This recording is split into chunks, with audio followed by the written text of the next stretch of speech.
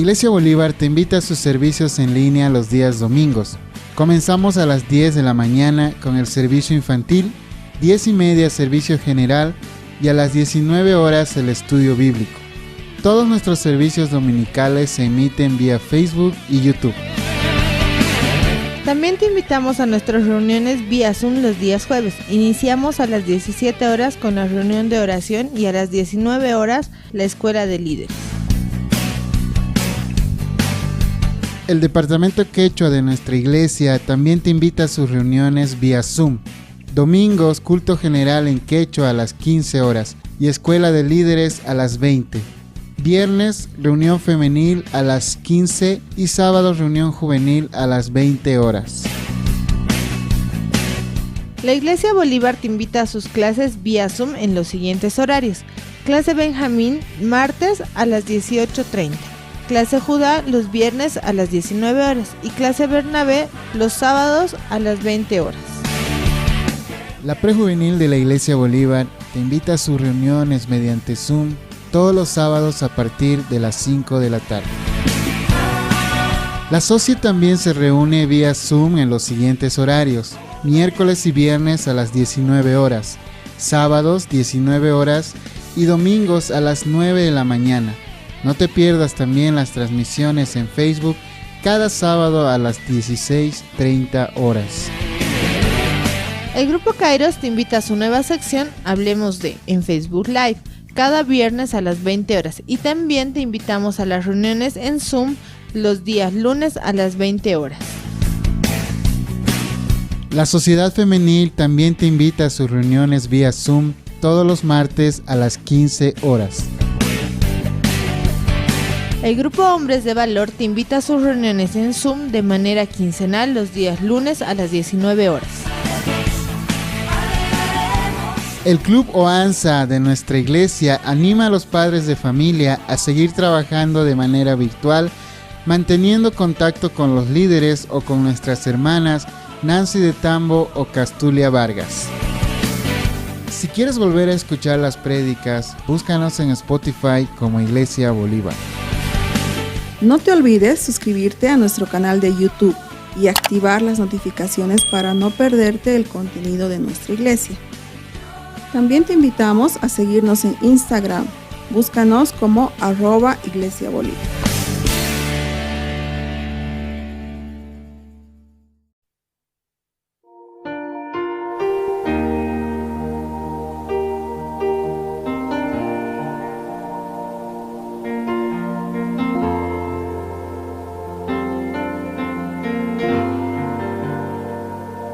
Aquí estás,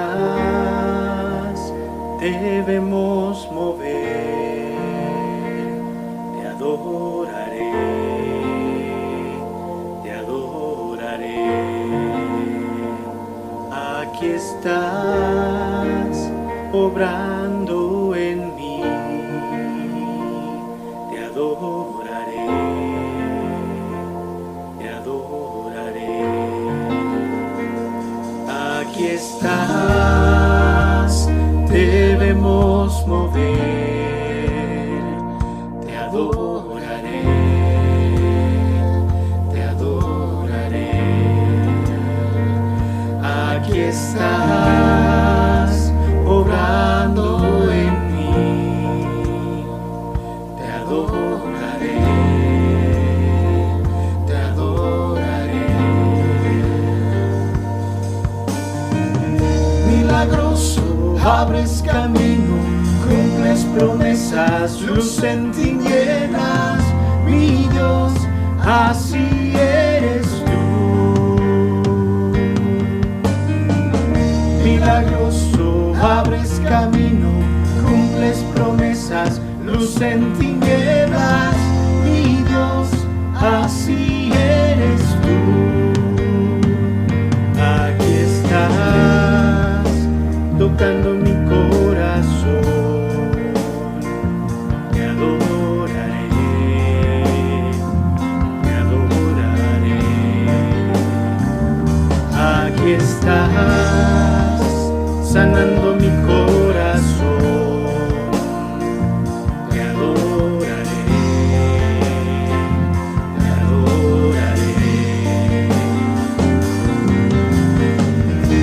Milagroso, abres caminos, cumples promesas, luz en tinieblas, mi Dios, así eres tú. Milagroso, abres caminos, cumples promesas, luz en tinieblas, mi Dios, así eres tú. Aquí estás, sanando mi corazón, te adoraré, te adoraré. Aquí estás, tocando mi corazón, te adoraré, te adoraré. Milagroso, abres caminos, cumples promesas, luz en tinieblas, mi Dios, así eres tú. Milagroso, abres camino, cumples promesas, luz en tinieblas, mi Dios, así eres tú, así eres tú, así eres tú, así eres tú, así eres tú, así eres tú. Así eres tú, así eres tú, así eres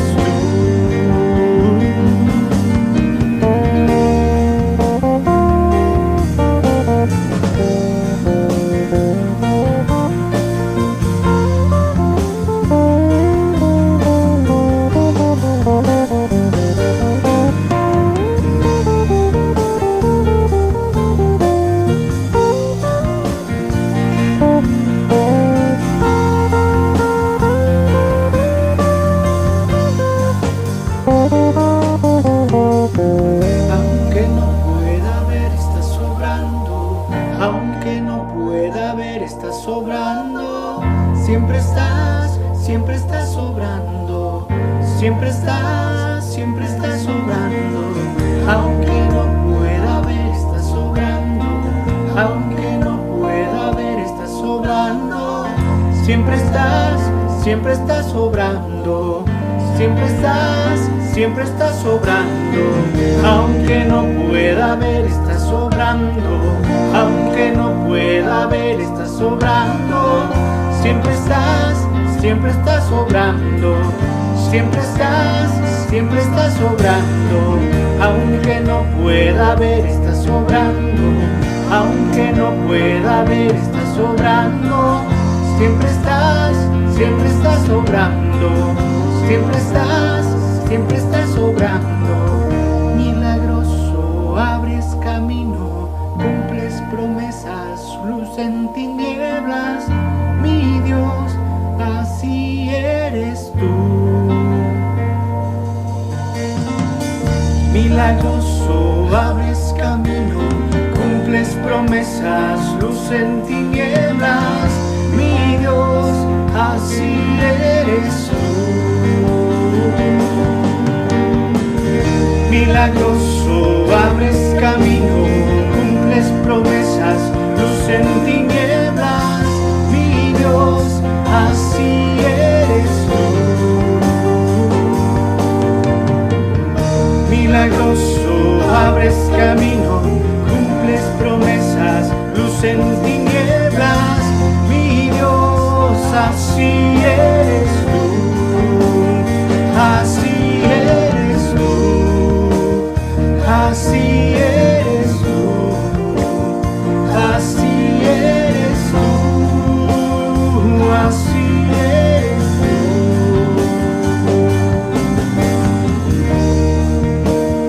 así eres tú, así eres tú, así eres.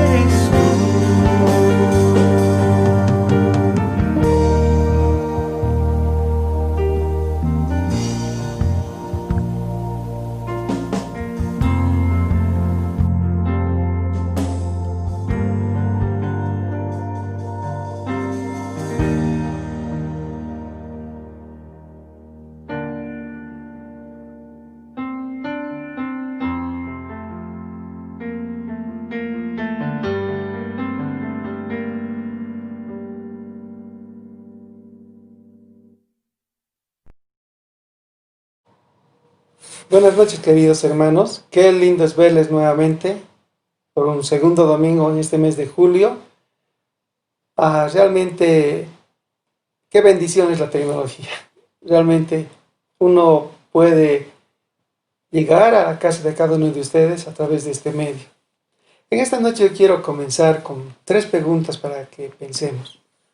Una primera pregunta: ¿qué haces para tranquilizarte después que has pasado por una experiencia estresante? Vamos pensando por un momento.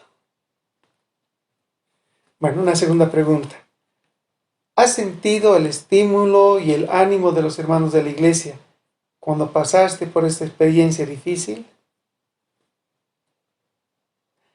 Y una tercera pregunta para pensar: cuando clamas a Dios, ¿cuáles son algunas de tus experiencias favoritas que te gustaría recordar? El anterior domingo encontramos en la iglesia de Jerusalén a una iglesia que se caracterizaba por tener un claro llamado, donde los cristianos eran cristianos de convicción, con un claro llamado para ser testigos de Jesucristo. Eran cristianos de oración que se deleitaban, que disfrutaban de hablar con Dios cada día. Pero también eran cristianos de acción que daban pasos de fe en el nombre del Señor Jesucristo, proclamando el Evangelio.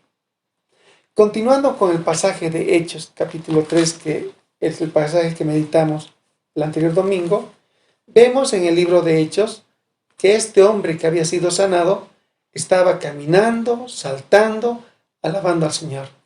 Pero tenía cogido por los brazos a Pedro y a Juan, de quien no se soltaba, y caminó con ellos desde la puerta la hermosa hacia el pórtico de Jerusalén, junto con todo el pueblo que estaba allí, que había sido testigo del milagro que había sucedido. Mencionamos el pórtico de Salomón.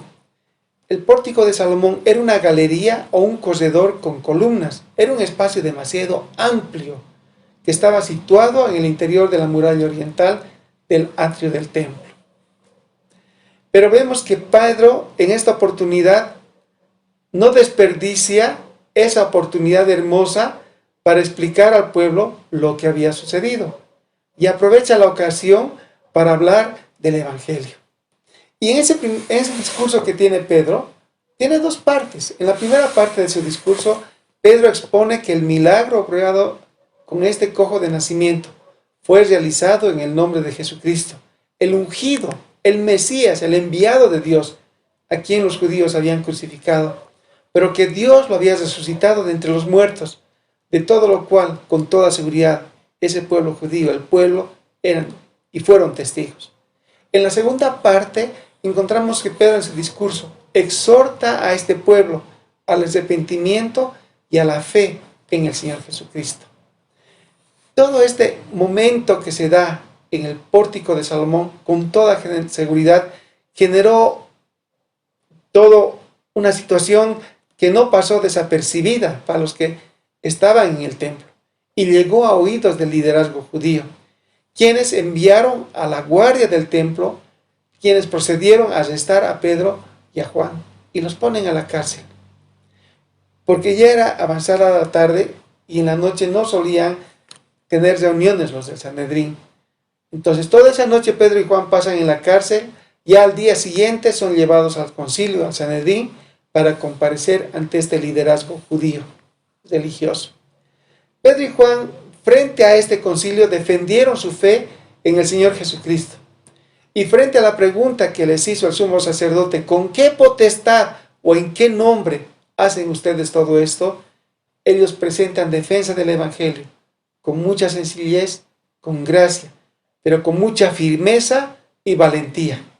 El liderazgo judío, frente al milagro que había sucedido y que fue notorio en toda Jerusalén, por temor al pueblo, decide soltar a Pedro y a Juan, pero no sin antes intimidarles y amenazarles, para que no hablen de ahí en adelante a hombre alguno en el nombre de Jesucristo. Y bueno, Pedro y Juan ya están fuera del Sanedrín.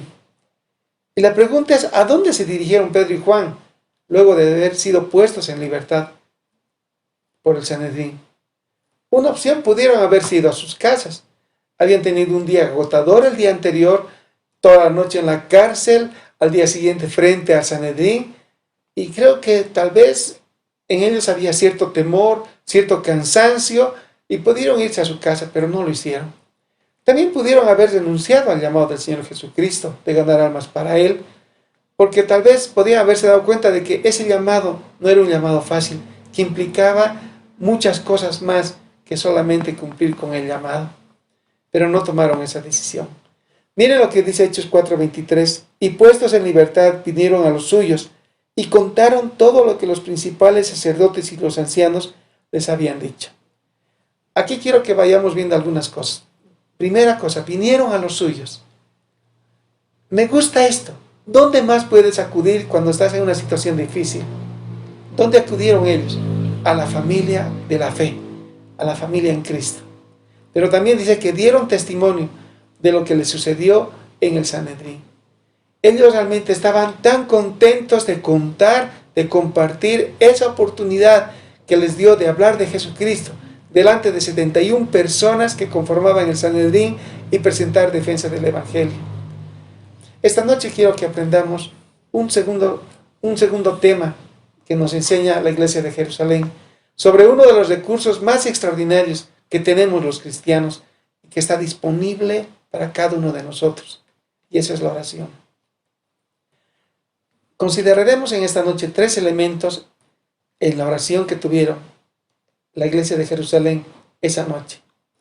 Un primer punto, era una oración que consideró la soberanía de Dios. Mira lo que dice Hechos capítulo 4 y el versículo 24. Y ellos, habiéndolo oído, alzaron unánimes la voz a Dios y dijeron: Soberano Señor, tú eres el Dios que hiciste el cielo y la tierra, el mar y todo lo que en ellos hay. Algunas cosas para notar en este pasaje. Los creyentes, dice, oraron alzando su voz. Es improbable, como mencionan algunos comentaristas, que han sugerido que todos oraron al mismo tiempo, bajo la inspiración divina. Me gusta mucho un comentarista, Alexander, dice, él considera que alguien oró en voz alta y toda la congregación expresó su consentimiento de una forma audible a lo que esa persona que levantó la voz oraba. Y aquí quiero resaltar algunos tiempos bíblicos. Era muy común expresar asentimiento cuando alguien hablaba o alguien estaba expresando algo. Si estaban de acuerdo decían amén. Quiero que vayamos por un momento a Deuteronomio. Si pueden abrir sus Biblias, Deuteronomio capítulo 27, del verso 15 al verso 26. Y aquí encontramos varias declaraciones que se hacen, y a lo cual en cada versículo el pueblo responde amén. Dice, por ejemplo, el verso 17 dice: maldito el que redujere el límite de su prójimo, y dirá todo el pueblo amén, así sea. 18. Maldito el que hiciere errar al ciego en el camino, y dirá todo el pueblo amén. Y encontramos eso en adelante hasta el verso 26. Entonces, una forma como podían identificarse con lo que alguien decía, y en este caso con lo que estaban orando, esa persona que se levantó y oró en voz alta, era decir amén, así sea. Pero también encontramos en este versículo 24 otro elemento. Los creyentes oraron de una forma unánime. ¿Qué es unánime? Quiere decir que estaban todos con la misma mentalidad. Ellos estaban unidos con la oración que estaba haciendo esta persona que levantó la voz. En ese momento no hubo una lucha ni una contención entre ellos, entre qué es lo que tenían que hacer. Todos tuvieron un mismo sentir, que frente a lo que Dios había hecho en el Sanedrín, dándoles la victoria a Pedro y a Juan, tuvieron un solo sentir: levantar sus ojos al cielo y hablar con Dios. Pero también encontramos un otro elemento en esta oración. Los creyentes oraron reconociendo la soberanía de Dios. Y ellos empiezan esta oración diciendo: Soberano Señor. Es interesante ver estas frases, soberano y Señor. Al decir soberano Señor, están diciendo, de acuerdo a la traducción en griego, están hablando de un gobernador que tiene el poder absoluto, uno que tiene la posesión absoluta, y un poder ilimitado. Esta palabra usaban para describir a un dueño de esclavos o un gobernador cuyo poder no puede ser cuestionado. Con ese entendimiento, los creyentes oraban con poder y confianza, porque sabían que Dios estaba al control, aun cuando no entendiera la situación por la que habían pasado y que el Señor había permitido, pero sabían que Dios nunca perdió el control. Continúa la oración y dice en Hechos, y dice que hiciste el cielo y la tierra, el mar y todo lo que en ellos hay. Cuando están mencionando a este Dios soberano que ha hecho toda la creación, se combina con la afirmación de que Dios es el creador, que está más allá que proclamar la soberanía, hablando de alguien que ha creado todas las cosas. La implicación es que aquel que creó el mundo es más poderoso que quienes fueron creados por él. Nada puede, por tanto, frustrar sus planes, porque Dios es el creador de todo lo que existe. Con frecuencia cuando oramos, muchas veces nos olvidamos de quién es y a quién estamos orando. O peor aún, oramos a un Dios bajo nuestra propia percepción personal, según nuestras propias ideas o pensamientos.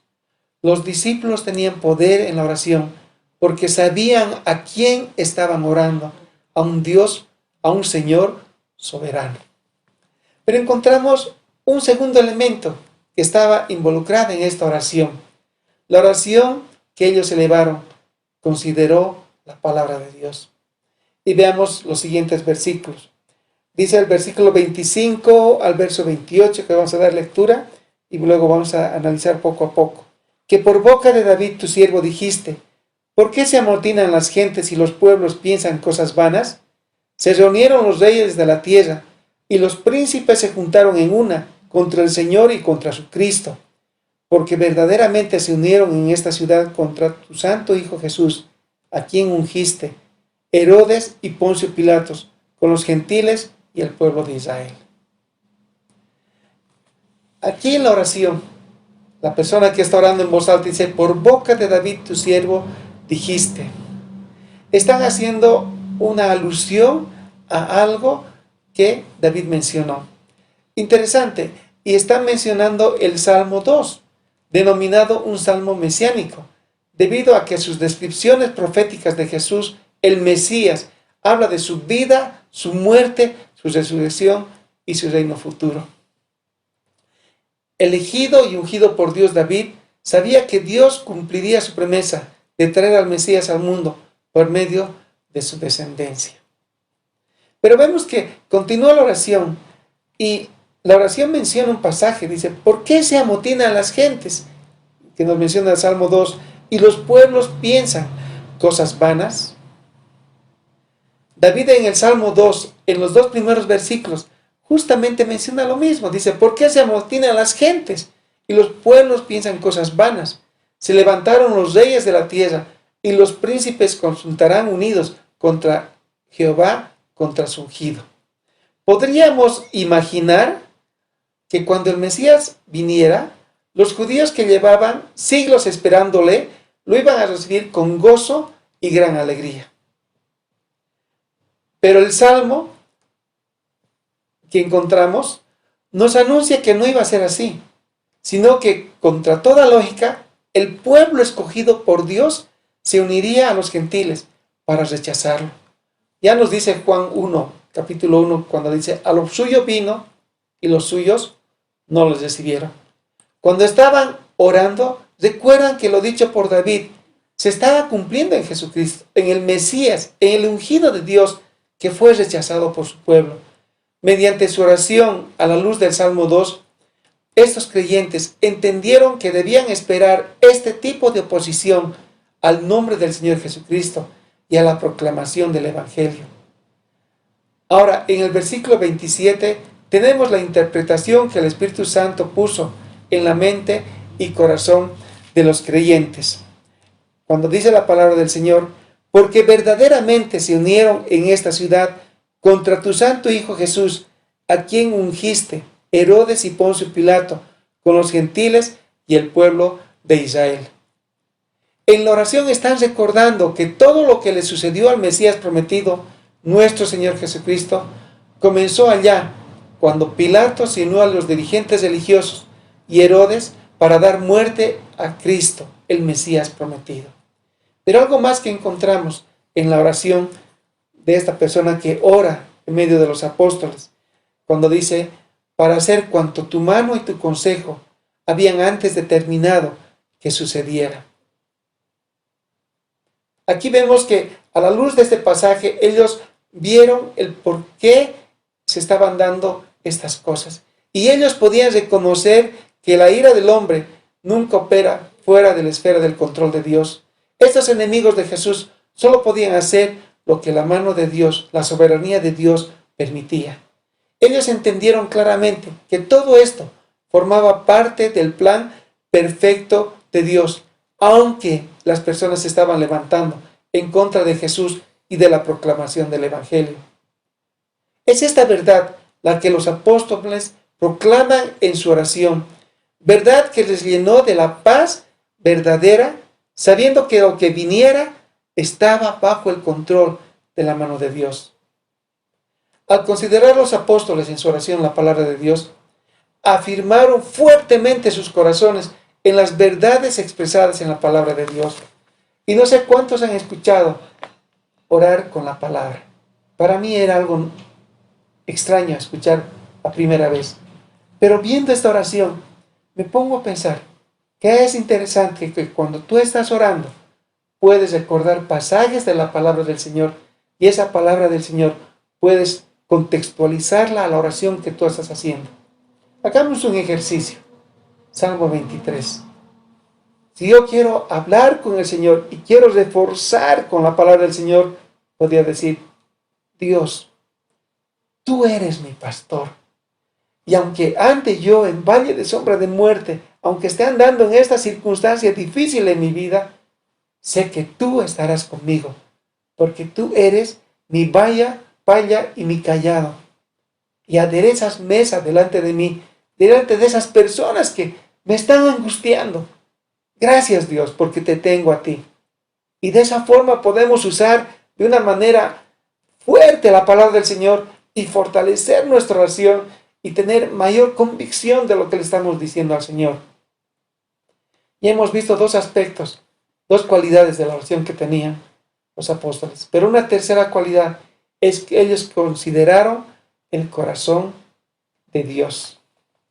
Y miren lo que dice el versículo 29. Dice, ahora Señor, mira sus amenazas y concede a tus siervos que con todo denuedo hablen tu palabra, mientras extiendes tu mano para que se hagan sanidades y señales y prodigios mediante el nombre de tu santo Hijo Jesús.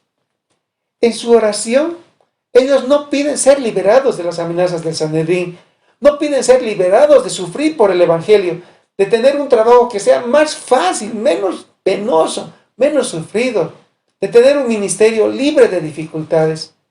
En su oración los apóstoles no estaban enfocados en sus sentimientos, no estaban enfocados en los pensamientos que ellos humanamente podrían haber tenido o en sus acciones personales, sino que ellos estaban enfocados en el legado que el Señor Jesucristo les dejó antes de subir al cielo. Y que lo encontramos en Hechos 1:8. Recibirán poder cuando haya venido sobre ustedes el Espíritu Santo. Y me van a ser testigos en Jerusalén, en Judea, en Samaria y hasta lo último de la tierra. En el corazón de Dios, ¿qué es lo que encontramos? En el corazón de Dios encontramos que Dios quiere que todos conozcan el Evangelio. Y cuando ya Pedro, más adelante, en su segunda carta, escribe de esto, miren lo que dice en 2 Pedro, capítulo 3 y el verso 9. Miren lo que dice. Buscamos el verso 9. El Señor no retarda su promesa, según algunos tienen la tienen por tardanza, sino que es paciente para con nosotros. Y escuchen esto, no queriendo que ninguno perezca, sino que todos procedan al arrepentimiento. Pedro lo tenía claro, ¿Qué es lo que estaba en el corazón de Dios? Que ningún hombre perezca, sino que todos los hombres puedan tener la oportunidad de conocer el Evangelio y así proceder al arrepentimiento. Eso es lo que estaba en el corazón de Dios. Y es en esa forma que los apóstoles están clamando. Y por eso que dice más adelante la segunda frase, concede a tus siervos que con todo denuedo hablen tu palabra. Esta petición que hacen en su oración está completamente alineada con la causa y la gloria de Dios. Está alineada con el corazón de Dios, no con el confort, con la protección que podían haber estado buscando los apóstoles. No, no se trataba de ellos, sino que se trataba del corazón de Dios, de lo que Dios estaba buscando a través de ellos. No lo que ellos buscaban de Dios. ¿Cuántas veces nosotros buscamos las cosas porque nosotros queremos buscarlas y solo queremos la firma de Dios? Eso no hicieron los apóstoles. Ellos estaban buscando hacer lo que Dios les pedía hacer, lo que estaba en su corazón. Y en ese sentido, ellos estaban orando. Ellos estaban pidiendo cosas que guiarían tal vez a más confrontación, a más persecución, a más dificultades. Pero a pesar de todo ello, ellos estaban pidiendo, ¿qué pedían? Denuedo para testificar del Señor Jesucristo. ¿Qué es denuedo? Que realmente no te canses de hacerlo. Cuando hay denuedo, nunca ves que las energías te faltan, porque sientes que se va renovando tus fuerzas. Ese es denuedo, cuando no decae tu energía. Pero hay una otra cosa por la que oran. Mientras extiendes tu mano para que se hagan sanidades y señales y prodigios, mediante el nombre de ¿quién? El nombre del Señor Jesucristo. Ellos lo tenían claro, que las cosas que iban a suceder no era porque ellos iban a hacerlo, sino que ellos solamente eran instrumentos en las manos del Señor Jesucristo. Y todo lo iban a hacer porque era en el nombre del Señor Jesucristo. Querer ser usado para hacer cosas milagrosas muchas veces puede fácilmente volverse en una trampa. Cuando de repente en nuestro ego, en nuestra carne, en buscar nuestra propia satisfacción, queremos que todos vean cuán grandemente Dios me puede usar a mí. Y ya no estoy enfocado en Dios, sino estoy enfocado en que vean que cómo soy realmente de grande y cuán popular soy. Y de pronto perdemos la perspectiva que el Señor quiere que tengamos. Debemos, por el contrario, deleitarnos en el poder de Dios, teniendo claro que solamente somos un instrumento en sus manos. 3 cosas que hemos visto esta noche. Una primera cosa, que estos cristianos oraron considerando a ese soberano Dios. Sabían a quién se estaban dirigiendo, sabían que ese Dios soberano era realmente ese Dios que había creado todas las cosas. Una segunda cosa, estos cristianos oraron considerando la palabra del Señor. Qué interesante, les dio más fuerza, más valor para seguirlo haciendo. Pero por tercera cosa, elemento que vimos esta noche, ellos oraron tomando en cuenta el corazón de Dios. ¿Cuál fue el desenlace? ¿Cómo podemos concluir en esta noche? Hubo un desenlace de este tiempo de oración. Y lo encontramos en el verso 31. Cuando hubieron orado, el lugar en que estaban congregados tembló. Y todos fueron llenos del Espíritu Santo.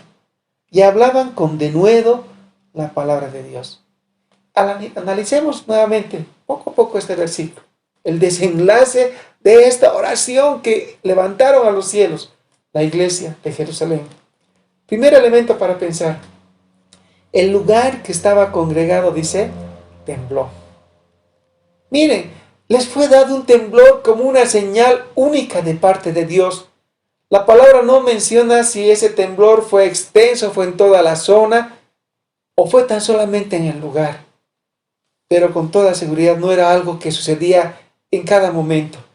Pero terminaron de orar y justamente surge un temblor.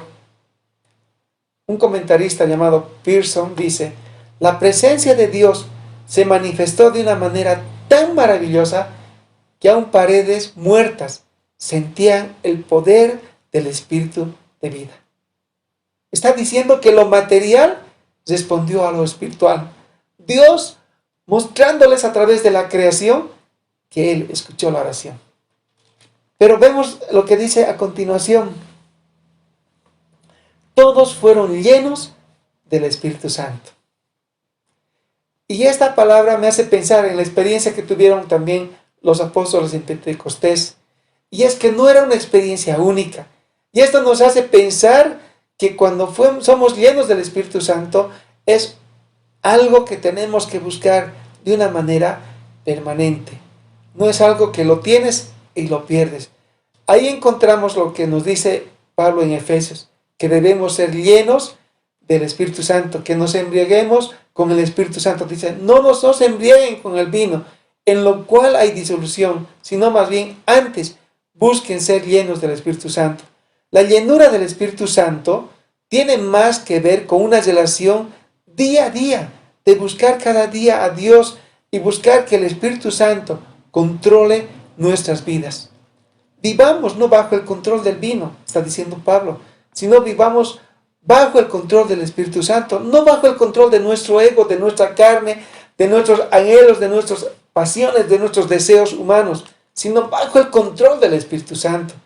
Y eso sucedió después de que ellos terminaron de orar. Sintieron que el Espíritu Santo estaba controlando sus vidas. Y el tercer elemento dice acá en la palabra, y hablaban con denuedo la palabra de Dios. ¿Qué quiere decir la palabra de denuedo? Ya habíamos mencionado más adelante. Es hablar con firmeza, es hablar con valentía, es hablar con entereza, con confianza. No se gasta tu energía, realmente sientes que la energía no se acaba. Puedes hacerlo por 1, 2, 3, 4 horas y sigues haciéndolo porque hay denuedo en tu vida. Realmente este denuedo, ¿cuán necesario es hoy? ¿Cuánto denuedo necesitamos para realmente ser testigos del Señor Jesucristo?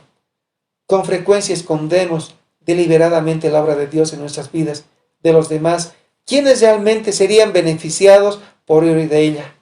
¿Cuántos somos conocidos por cristianos secretos? ¿Y cuántas veces no sufrimos ningún tipo de persecución, ningún tipo de incomodidad? Porque nadie sabe que somos cristianos y nadie sabe lo que realmente Cristo ha hecho por nosotros. Este denuedo que recibieron los apóstoles, resultado de esa oración que levantaron al Señor, fue un regalo de Dios mismo, recibido a través de esa oración.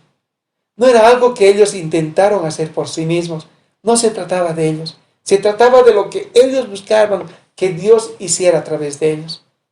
Para concluir en esta noche, yo quisiera que pensemos en algunas preguntas para irnos pensando. ¿Dónde buscas ayuda cuando estás en tiempo de dificultad? Cuando estás saliendo de un momento difícil o estás pasando por un momento de tormenta, ¿qué es la primera cosa que haces? ¿Haces lo que hicieron los apóstoles? Levantar la voz y unánimemente clamar a Dios. Una segunda pregunta. ¿Estás convencido cuando oras que te estás dirigiendo al soberano Señor, que es el creador de todo lo que existe y que Él está al control de todas las cosas? Y que si aún pasan cosas que tú no logras entender, aún está bajo el control del Señor, de ese soberano Dios que es el creador de todas las cosas. ¿De qué forma crees que podrías fortalecer mucho más tu fe si cuando estás orando puedes usar pasajes de la palabra del Señor que te dan más firmeza, más convicción, más seguridad de que tienes un Dios que tiene promesas lindas para ti, de que realmente te promete cosas que Él las va a cumplir y que tú en tu oración puedes recordarlas? Tercera pregunta. ¿Cuándo fue la última vez que te has maravillado del poder de la oración? Yo quiero decirles hoy día, yo escuché una grabación de un muchacho que realmente decía, ustedes no pueden venir a mi casa porque yo estoy contagiado, pero aunque no pueden venir a mi casa, Yo siento el poder de la oración que ustedes están levantando por nosotros y por nuestra familia. Qué lindo es poder experimentar que la oración tiene poder. Y cuando tú estás orando, cosas están sucediendo. Yo quedé impactado al escuchar este audio de este muchacho que decía, ustedes no pueden venir a la casa porque se van a contagiar. Pero siento en la familia cómo Dios está obrando, porque sé que las oraciones de ustedes están actuando. Y una última pregunta en esta noche. ¿Cuán involucrado estás en los tiempos de oración con los hermanos? Es bueno orar a solas.